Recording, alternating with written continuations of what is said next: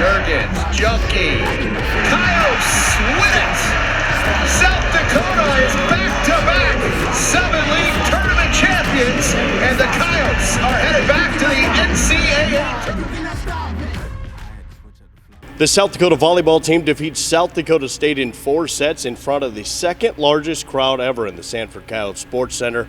And we're joined to talk about it by the head coach, Leanne Williamson. Coach, how about that atmosphere on Friday night? 2,700 in attendance. Second largest crowd. The only other team that you drew a bigger crowd was the number 4 team in the country at the time. What a fun atmosphere Friday. It was amazing. I think we were expecting a decent crowd, and the competitive side of me, I just wanted to make sure that we had more fans than they had up at Brookings when we played up there. And I just think this rivalry just continues to get better, and the excitement around the sport of volleyball continues to get better. And I think we saw that, against SCSU. Both teams played really hard. There was a lot of fun volleyball being played. And the fans that were there, I think, really enjoyed it, got into it. I mean, it was very, very loud in a couple different situations. And I know our team loved playing in front of it, and it was fun to just be a part of it. Tough start for the team. Maybe a little bit of nerves with the crowd, maybe not, but South Dakota State came out swinging it hard. They were hitting it well. Your team struggled a little bit in that first set, and you had to regroup. Yeah, I mean, honestly, I think it was that first run that they made. I think we might have been down 9-2 at the time. And we just had a hard time climbing out of that. We had a moment, I think it was maybe 12-10, where we had kind of closed the gap a little bit, but just weren't quite able to get out of that over that hump in that first set. But we regrouped, and credit to them, though. They played really well. They played really good defense, forced us to do some things that we didn't maybe want to do, or made us take multiple swings, which I think for the most part this season we've been really comfortable with, and I think it affected us a little bit in that first set. So our team regrouped. Obviously the second set was incredible, back and forth the whole time, but I felt like we learned from that first set of just, okay, what are they going to try to do? What does it look like? And we definitely got better as the match went on. You get into that second set and just back and forth the entire way, and both teams had chances to win in that set. Fortunately, your team was able to do so. Those long sets, thrilling for a crowd, exhausting for a team, stressful for a head coach, but very intense and a lot of fun, aren't they? Yeah, I mean, the volleyball being played was high level, and the defense back and forth. Offensively, I think we actually got better in those moments, which was good to see.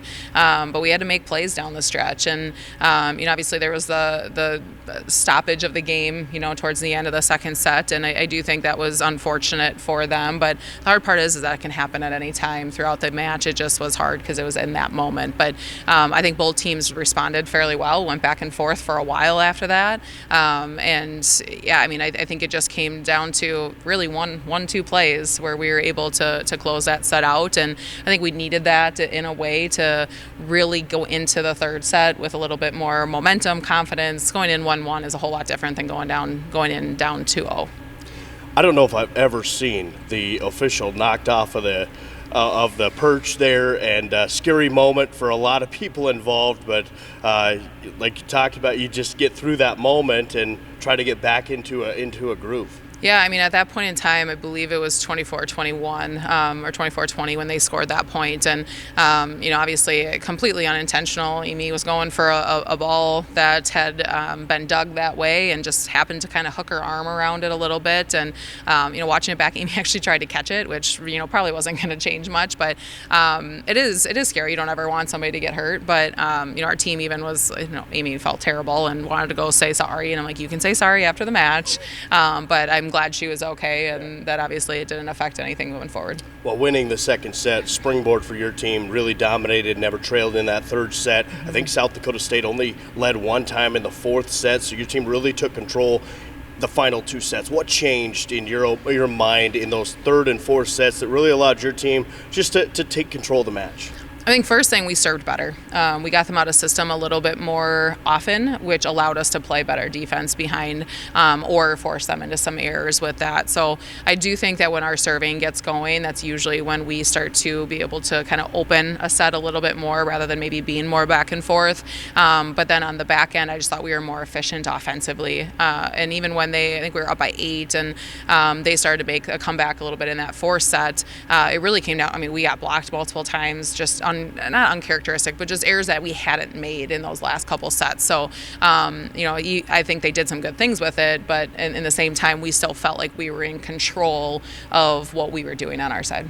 8-match win streak. This team's playing at a high level right now. You continue on now. 3 matches this week coming up. You get a tough road trip to Grand Forks, quick long road trip, if you will, and then back home for 2 this week on Thursday and Saturday. So really a busy week for your team.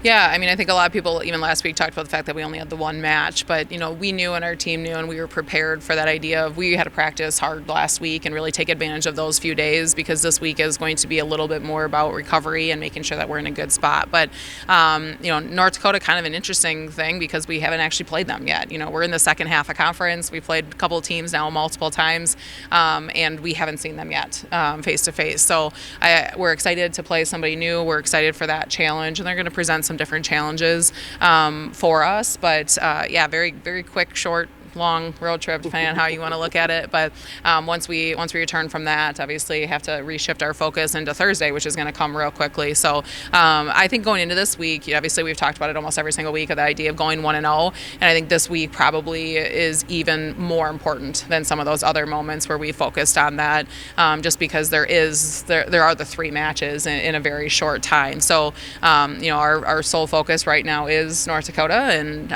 until we get home, we won't shift our focus back to that next match. Is it hard this time of year to go to a team that you haven't played yet? Because you're kind of in a routine of playing teams that you've already seen, so it maybe changes your routine just a little bit. Is it hard getting a new team in that you haven't seen yet? I think it's kind of exciting. Yeah. I think for us coaches, the nice thing is with only having the 1 match last week, we were able to work ahead a little bit, watch a lot of North Dakota already. And then, they had 2 5-set matches this weekend where they were challenged both times they played on the road. So we feel like we're going to be prepared. Our team will be prepared, but it will present a different challenge just because it's not that, we don't have that same comfort level with them yet because we're not playing them for the second time. So I think it'll be good. And like I said, I think our team is definitely ready for it. I know the focus is 1 game at a time, but you look at the schedule and this is going to be a quick stretch here over the next few weeks as you get ready for the Summit League tournament. What do you want to see out of your group this week and moving forward to kind of clean up a little bit to know that they're ready to go for that Summit League tournament?